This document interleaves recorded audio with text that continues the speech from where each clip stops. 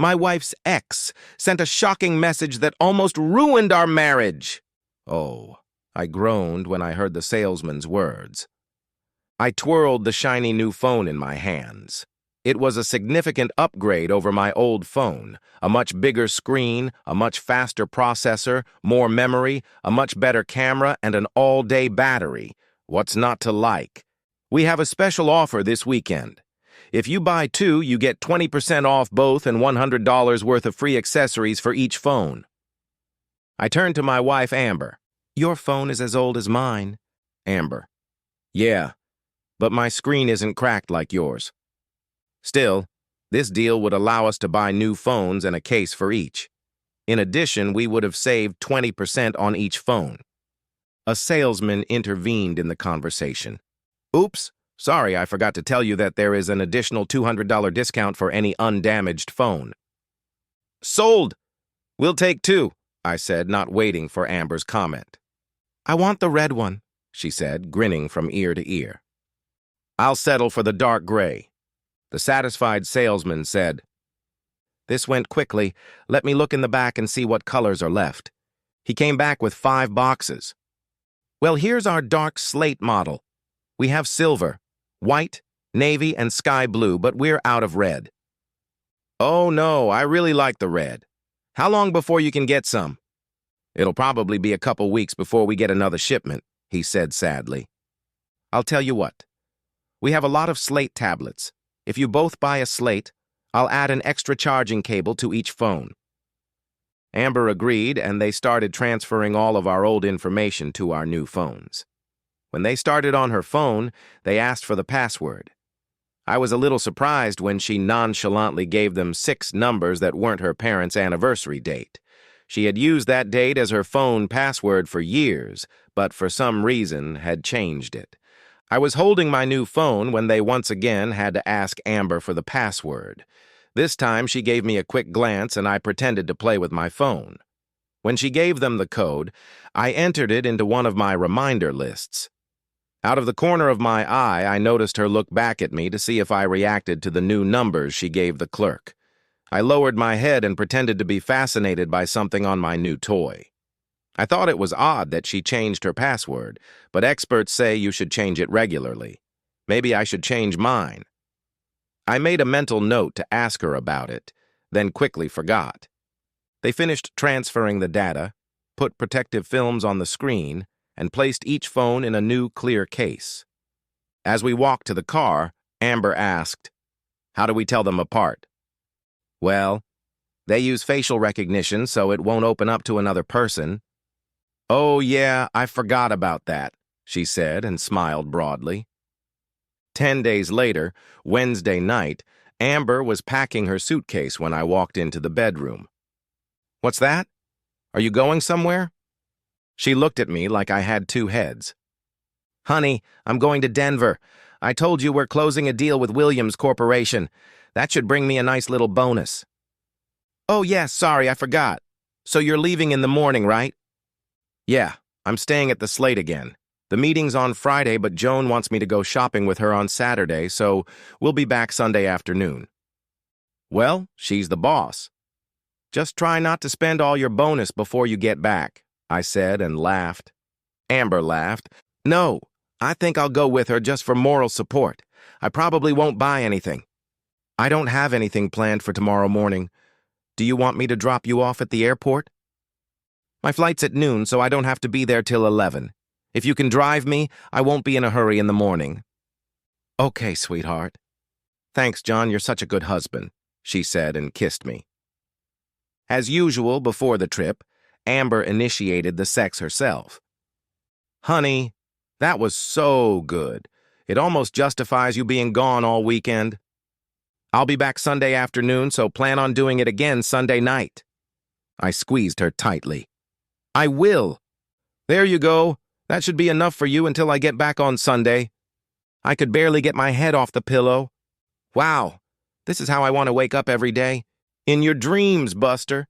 Now go make us some coffee while I take a shower. I slapped her as she turned to get out of bed. Amber shrieked and then giggled as she ran into the bathroom. I got out of bed and threw on a robe before heading to the kitchen. 20 minutes later, she walked in her robe, with her hair tied up with a towel. "I think I need to clean up too," I said as she poured herself a cup of coffee. When I returned to our room, I found Amber's half-full suitcase lying open on our bed. My phone beeped with a text alert, and I took it off the charger. "Best Buy is having a sale. Click here to see the opportunity to save money." I tossed my phone onto the bed. It landed next to Amber's phone. The text alert came on again.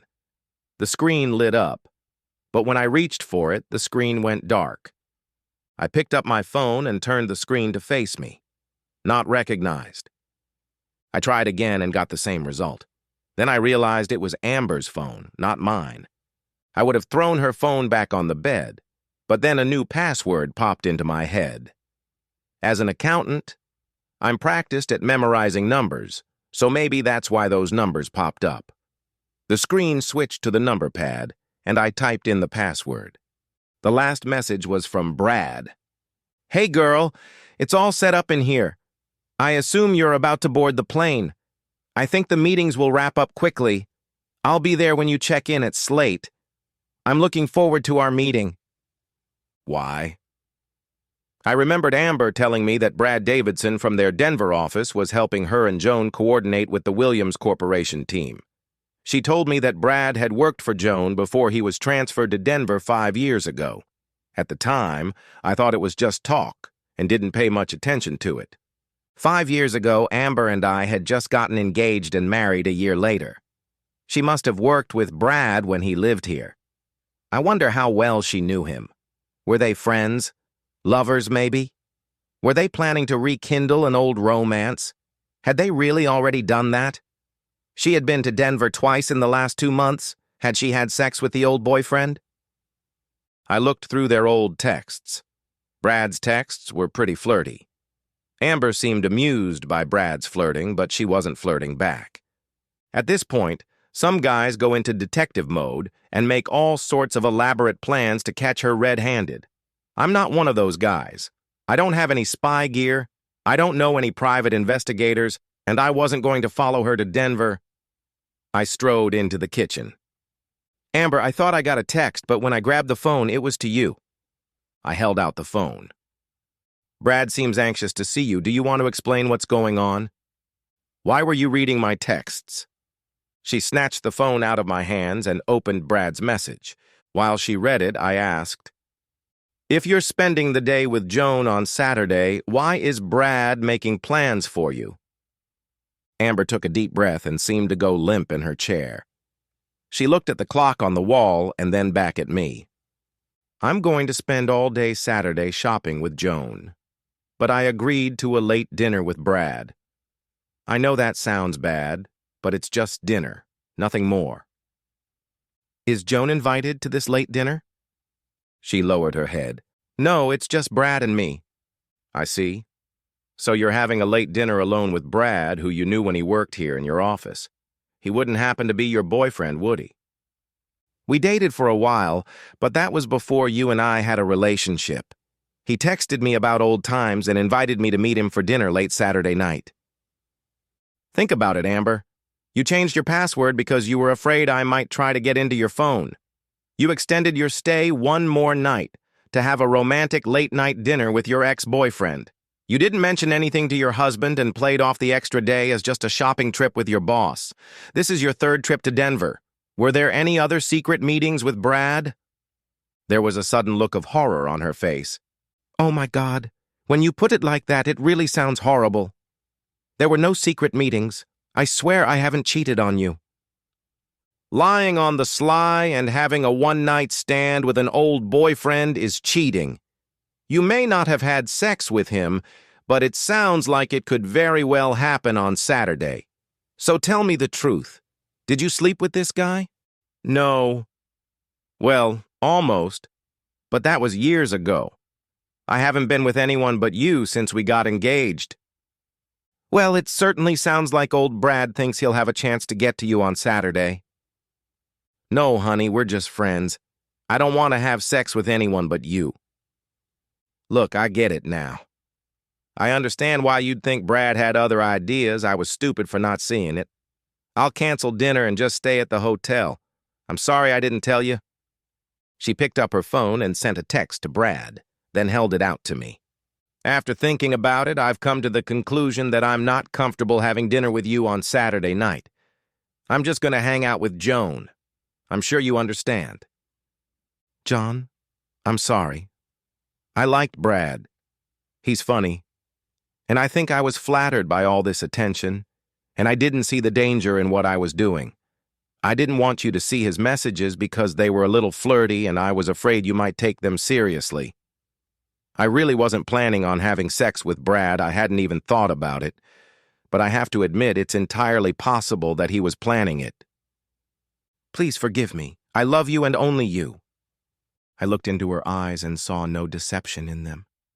I hugged her as she sobbed. "I believe what you say, but I'm pretty sure Brad was hoping he would get lucky on Saturday night. Amber, you are an attractive lady, and guys will always flirt with you. A smart spouse should know how to avoid situations that can get out of hand. Your plans may have been innocent in your mind, but it undermined my trust." "I know. I can see that now. I was just thinking about how I would have felt if the situation had been reversed. I'd be so mad at you. Honey, I'm so sorry. I can't believe I didn't realize how stupid that was. I should have told you right away. Maybe then all this pain wouldn't have happened." I stroked her and hugged her tightly. "We'd better hurry. Joan will be angry if you miss your flight." Saturday night at 8, my phone rang with a FaceTime request from Amber. "Hi, honey. Did you miss me?" I grinned. This was the 6th time she had called me this weekend. "Yeah, I miss you. Did you buy up the whole store?" "No, but Joan almost did, and she talked me into buying a couple things. I'm hoping you'll let me model them for you." "I don't get it." "Now? You mean like a fashion show?" "Yes!" laughs. "All right, show me your new clothes." She walked around the room and talked while pulling out her purchases. "I told Joan about our fight, and she agreed with you. She said I was stupid to agree to that dinner with Brad." When we finished work on Friday, Brad asked permission to talk to me. He was a little nervous about Thursday's message and tried his best to explain that his intentions were pure. Just two friends having dinner and reminiscing about old times. I think he knew I was going to tell Joan, and that worried him. I doubt I'll hear anything from him in the future. "That's good. Now show me what you bought." Amber did a little dance and then pulled the tight bra over her breasts. "You can't wear this unless I hold your hand." She giggled. "I knew you'd like it," she said, turning around to reveal a very low neckline on the back that reached almost to the bottom of her waist. "Come to think of it, you should hardly wear that outside the house." She laughed as she pulled it off and stood in front of the camera in her black thong, letting me admire her beautiful body. "Oh my God, honey, you're killing me." She turned her head, looked over her shoulder into the camera, and smiled, swaying her body. "Don't worry. Tomorrow it'll be your way, just the way you want it. Joan talked me into buying this. It's rather sparse and meant for your eyes only. I'm glad we erected a privacy fence around our pool." She turned around and raised her arms above her head. It was the tiniest bikini I had ever seen. Tiny triangles of material didn't quite cover her breasts. I stared at Amber, almost naked. It struck me that the tiny bikini somehow looked sexier than a completely naked body. "Baby, you can't wear that on the street. Bikinis barely exist." "I know. I'll wear it to sunbathe, but only in our backyard." She reached out and untied the knot at her neck, put her hand behind her back and pulled the ties, then twirled the tiny piece in her hand. She smiled, shrugged, and giggled when I groaned again. Amber pulled down her thong and climbed onto the bed. "Honey, one of us is too dressed up. Get undressed and lay down on the bed." I did as she asked. "Is that better?" She stood with her back leaning against the headboard of the bed. Yes. Now rub your body." I stroked myself a few times. I'd never had phone sex before. It was pretty amazing. Not as good as when we're together, but pretty amazing. I'm totally blown away, and it's only 9:30. I smiled. Yeah, me too. How about I take a quick shower and then call you back before bed? Amber's eyes were heavy, and she just nodded. I love you. I'll talk to you later. Sunday was a grand reunion. We arrived from the airport, and I dragged Amber's suitcase into the room. I was about to throw it on the bed, but she grabbed my arm. Leave it! I need you right now! I laughed and plopped her on the bed. We had sex for a few hours, and then fell asleep in each other's arms. It was early evening when we cleaned up and had dinner. Are we okay, honey? Amber asked with obvious concern in her voice. Yes. We just have to be completely open and honest with each other. I love you, Amber. I want you to be the mother of my children. Tears streamed down her face. Children? Oh my God, John, I can't tell you how happy that would make me. Can we start tomorrow? I laughed and pulled her to me. Monday afternoon, I was sitting in my office. A very excited Amber had just called and said she had talked to her gynecologist. She said she wanted to get pregnant, and the doctor suggested a preconception checkup. She gave me a date. Put it on your calendar. I want you to be there with me. Oh, John, I'm so excited. Me too, honey. I think you're going to be a great mom. As I hung up the phone, I mentally went back to the phone store and imagined the salesperson explaining that they were out of red phones. Just think, if a red phone had been available, I wouldn't have grabbed her phone that fateful morning and seen the text from Brad that almost ended the marriage. Would he have convinced Amber to get into bed with him that weekend? I wanted to believe that he would have failed, that Amber wouldn't have succumbed to his charms, but there was still a sliver of doubt. I tried to push it aside. To trust is to give your heart to another and trust that they won't betray your love. I wanted to trust Amber. 3 years went by and we had 2 kids. Amber has never again given me a reason to doubt her faithfulness. She makes every effort to tell me her plans, and I do the same for her. I don't look through her phone or check where she is in any way, but I know she's still working on regaining my trust. Today we are back at the phone store looking at new phones. Once we picked out the model we wanted, Amber announced that she wanted a red phone. After a few seconds, she stopped, put her hand to her mouth, and threw me a concerned look. I could see that the repercussions of our previous phone choice continued to haunt her. I smiled at her and nodded. Yes, you should get the red one. I think I'll take the blue one so we can tell them apart. She rushed over to me and wrapped her arms around me, kissing me hard. Thank you, she sighed, squeezing me tightly. I'm sure the salesman was surprised by this strange reaction to my agreeing with her choice of phone color, but Amber knew it meant we were finally back to the trusting relationship she'd nearly destroyed. The end! Subscribe to my channel! Thank you!